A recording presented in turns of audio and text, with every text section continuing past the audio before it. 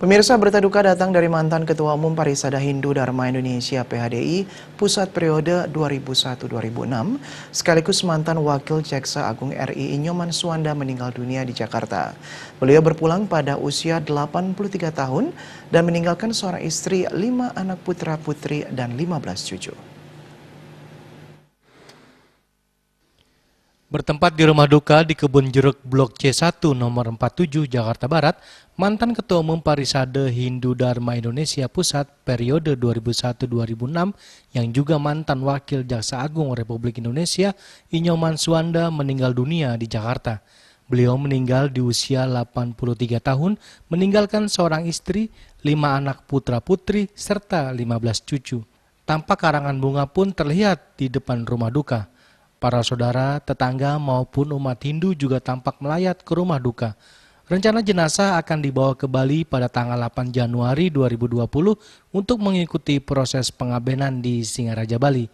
Pihak keluarga pun meminta maaf agar kesalahan beliau dapat dimaafkan dan mendoakan agar beliau bisa menyatu dengan Sang Maha Pencipta. Satu orang sesepuh yang begitu berjuang untuk umat. Beliau adalah Pak Inyoman Suwanda. Beliau adalah mantan ketua PHDI Pusat yang begitu karya-karya beliau untuk membantu umat luar biasa. Beliau meninggalkan 1 orang istri, 5 orang putra-putri, dan 15 cucu.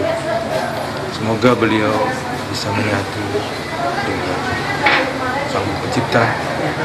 Mogi amoring acintir, dan mohon maaf apabila ada kesalahan-kesalahan yang beliau tidak sengaja mohon dimaafkan.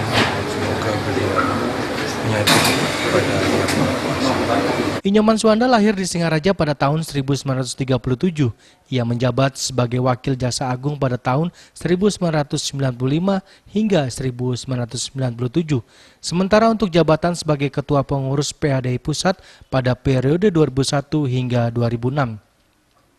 Inyoman Suwanda juga pernah menjabat jaksa pada Direktorat Reserse Pusat Kejaksaan Agung Republik Indonesia di Jakarta tahun 1961 hingga 1963. Dari Jakarta, Ketut Sumadiase melaporkan.